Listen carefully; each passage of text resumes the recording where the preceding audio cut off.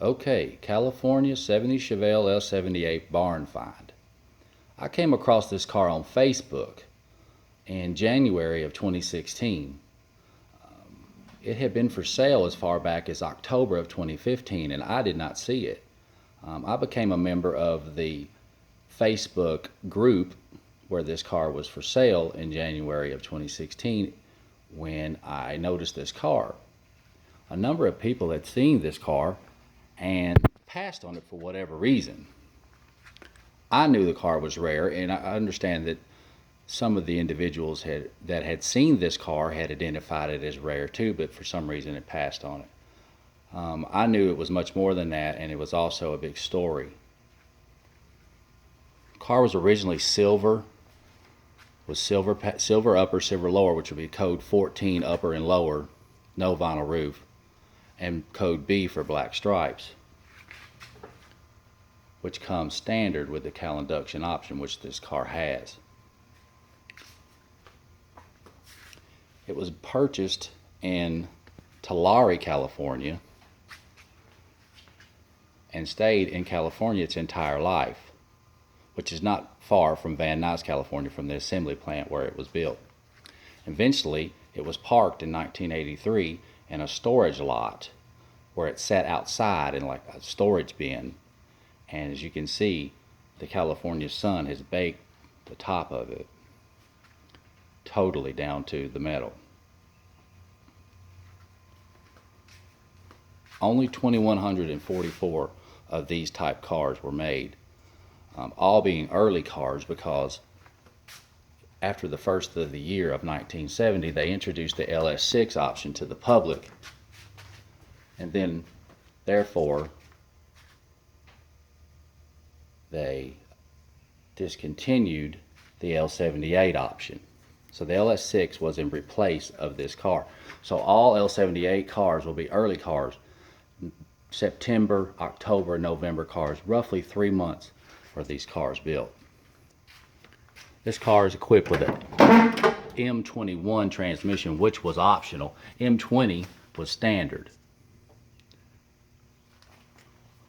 One of the first telltale signs that let me know that this was a special car, if you look, and you can see the 6500 red line on this tach. Now the L78 and the LS6 were the special high performance cars, and they were the only ones to have this special tach. And I have a standard SS396 car that I've owned since my first car, and it has the 5500 tach, which is correct for that. So that's fairly elementary sign, but definitely a foolproof one, unless it has been changed. And then as long as you can tell that it hasn't been changed, that's your first indication that you may have a special car here. You can see where the sun had baked all of this off. But mind you, this car being parked in the desert its entire life, the sun has baked it off, but this car is very solid rust wise. That's why the hype is for California cars. It's because of the low rust qualities that come from cars being in those areas.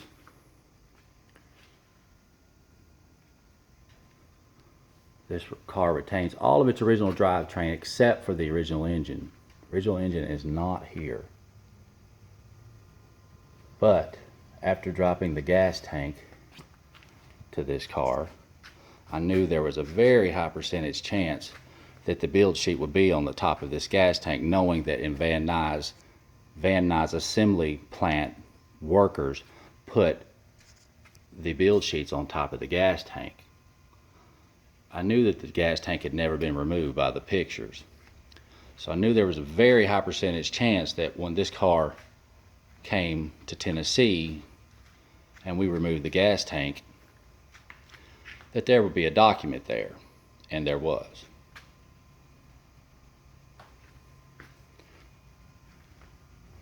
This car hasn't been wiped off, touched in any way.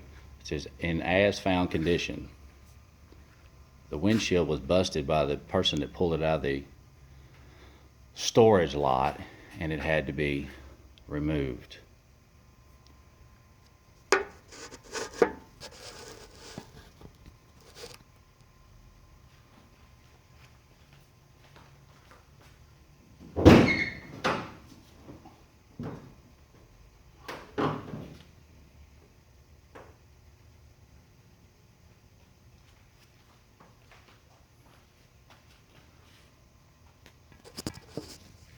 Now we got some shots under the hood.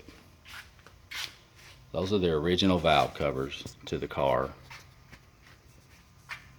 And how you can tell is there's a tab on the wire back here that will be in front of the bolt hole, which is a 70 model only, which a lot of people don't know is all Chevelles had their own specific valve cover. They all look alike. There's little characteristics about each one that made them specific to each year. Anything from a dent or a dimple to where a wire loom was placed signifies the difference in the year.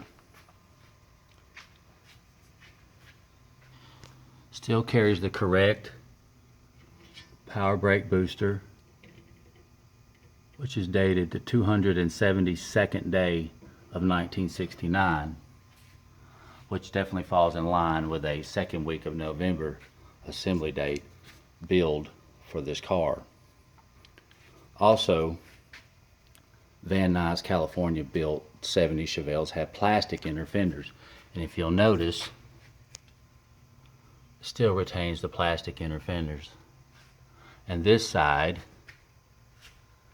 was busted and cut before I purchased this car because it had been for sale for 3 months before I ever saw the car. So there were some individuals that wanted a stamp off of the body, which would be under the heater box, which is placed right there. So evidently, since the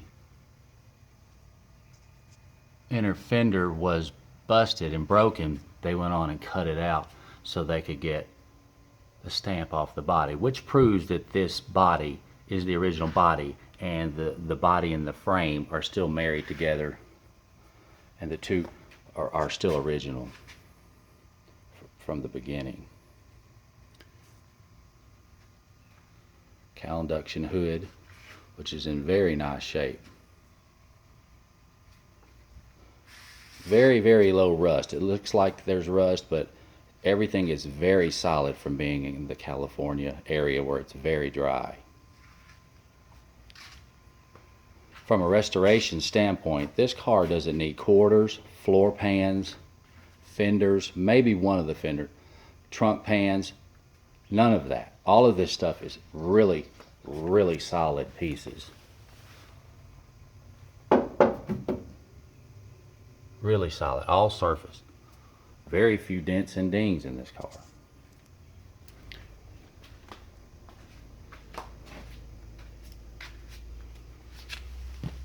The floor pans, beautiful. Look like they were just made.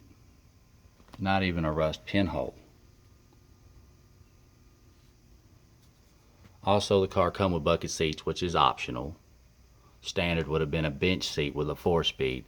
Had to check the box for bucket seats on the option list, or you got a bench seat.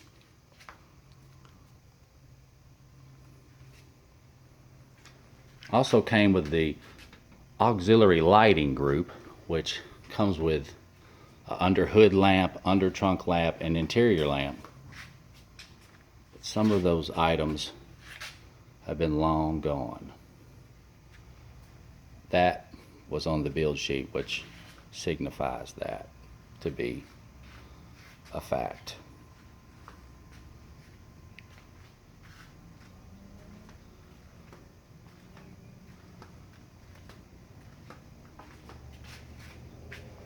Very nice car.